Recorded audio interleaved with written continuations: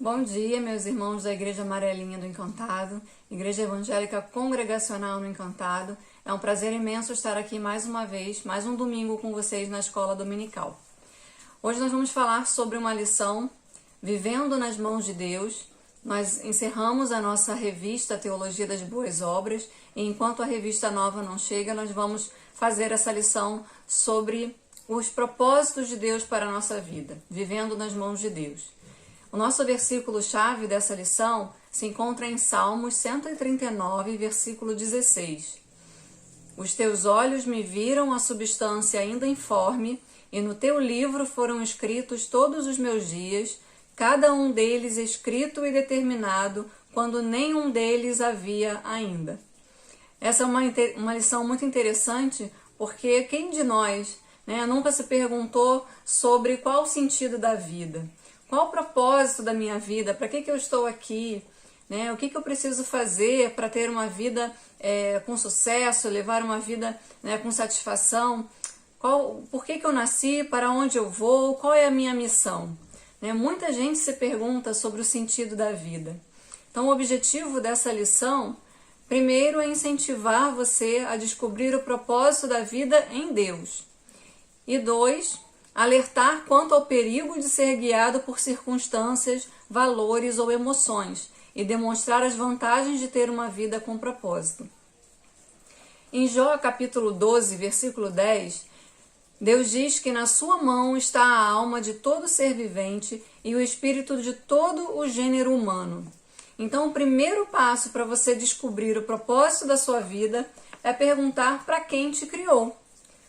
Somente Deus conhece os propósitos para a sua vida. Somente Deus, no seu íntimo, sabe o motivo de você estar nesse mundo, e para que você nasceu. Quais são os propósitos dele para a sua vida. Somente em Deus descobrimos a nossa origem, a nossa identidade, o que significamos, nosso propósito, nossa importância e nosso destino.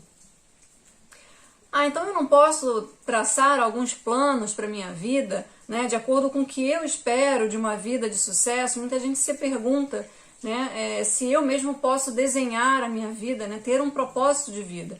Muita gente vive a vida inteira procurando saber qual a sua missão, procurando entender qual o sentido da sua vida.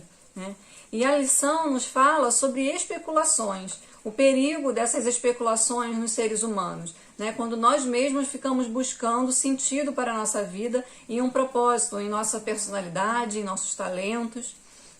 E você pode especular acerca do seu propósito nessa terra, de acordo com os talentos que você tem. Mas não se esqueça que quem deu os seus dons e talentos foi Deus. E é Ele quem sabe o melhor para a sua vida. Vamos abrir lá no versículo 11, capítulo 29 do livro de Jeremias. Então, Jeremias 29, 11 diz assim: Eu é que sei que pensamentos tenho a vosso respeito, diz o Senhor, pensamentos de paz e não de mal, para vos dar o fim que desejais.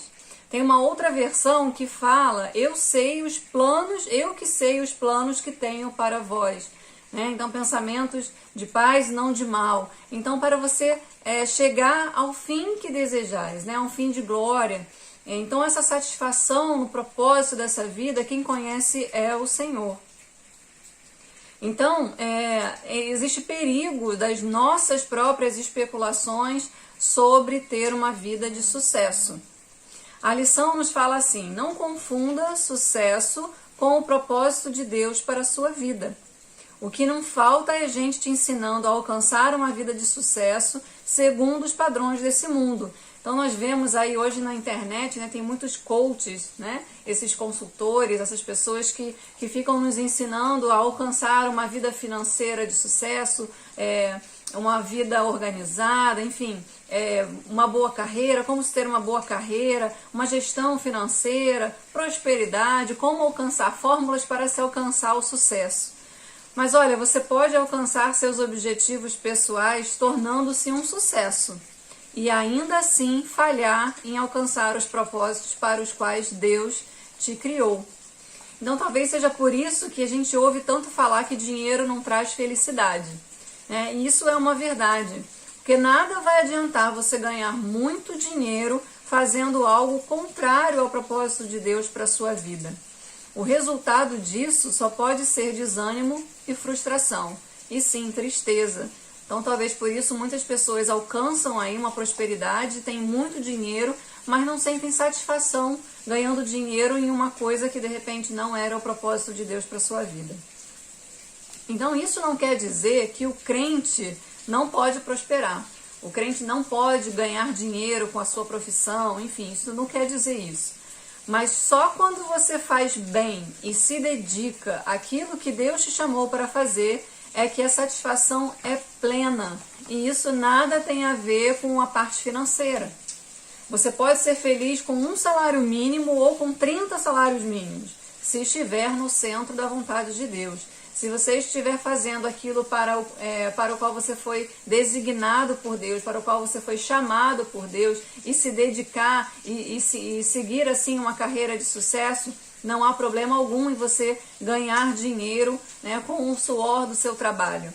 Mas a satisfação plena, né, de acordo com o propósito que Deus te chamou, vai ser realmente se você estiver no centro da vontade de Deus.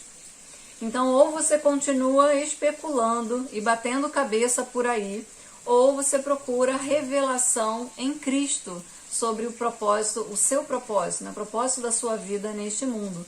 Não há outra forma dessa vida fazer sentido. Muita gente vive uma vida inteira sem sentido, sem descobrir o sentido da vida. E nós somos cristãos e temos que entender que o sentido da nossa vida é adorar o nosso Deus e nos relacionarmos com Ele. Quando Deus criou o homem, Ele o fez um ser relacional e com seus propósitos estabelecidos. Para você descobrir o propósito de Deus para a sua vida, é necessário um relacionamento profundo com Ele. Então, só assim a gente descobre o propósito de Deus para a nossa vida. Significa tratar diariamente com o Senhor, tornando familiar essa relação de amizade. No Salmos 25:14 está escrito assim: o segredo do Senhor é para os que o temem, e Ele lhes fará saber o seu conserto, ou seja, a sua aliança, o seu acordo com você, Ele o fará saber. Através de quê? Do seu relacionamento com Ele, através da oração, através da leitura da palavra. Então Ele nos fará saber, nos fará conhecer os seus planos e seus propósitos para nós. Então não adianta a gente ficar querendo descobrir um propósito único, porque Deus tem um propósito para cada ser vivente. Ele nos criou para um propósito segundo a sua própria vontade. Em Efésios 1, versículo 11, diz assim: nele digo, no qual fomos também feitos herança, predestinados segundo o propósito daquele que faz todas as coisas conforme o conselho da sua vontade, a fim de sermos para louvor da sua glória, nós, os que de antemão esperamos em Cristo. Então Deus não nos deixou às cegas, né? Ele apresenta ao longo da Bíblia os propósitos para uma vida cristã. E através da nossa intimidade com Ele, os propósitos pessoais vão sendo revelados. Então é através da nossa intimidade com Cristo. Nesse mesmo texto de Efésios, a lição ela fala que nós podemos ter 3 revelações.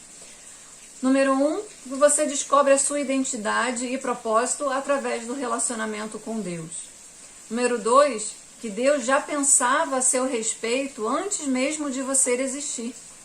Então, através do livre-arbítrio, você pode escolher sua carreira, escolher o seu cônjuge, seus passatempos, mas o seu propósito só Deus conhece.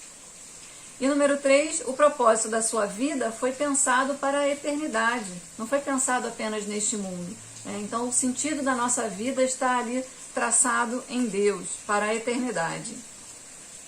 Então, tudo o que você é foi segundo o beneplácito da vontade de Deus. Somos uma criação perfeita e única. Para finalizar, a lição ela nos traz alguns perigos em sermos guiados por circunstâncias e acabarmos mudando a direção correta, né, de acordo com a vontade de Deus para nós. Então nós vamos falar aqui de algumas coisas que nos atrapalham a seguir esse caminho, a acertar o caminho, né, ao qual fomos chamados. Então o primeiro deles é a culpa. Nós vemos aqui na revista que algumas pessoas passam a vida inteira fugindo né, com remorso, fugindo da realidade, fugindo das oportunidades por causa da culpa, de algo que de repente fez, né, e não consegue se perdoar. E existe essa culpa, esse remorso, e que atrapalha a alcançar o propósito de Deus para a sua vida. A segunda coisa é o rancor, a mágoa.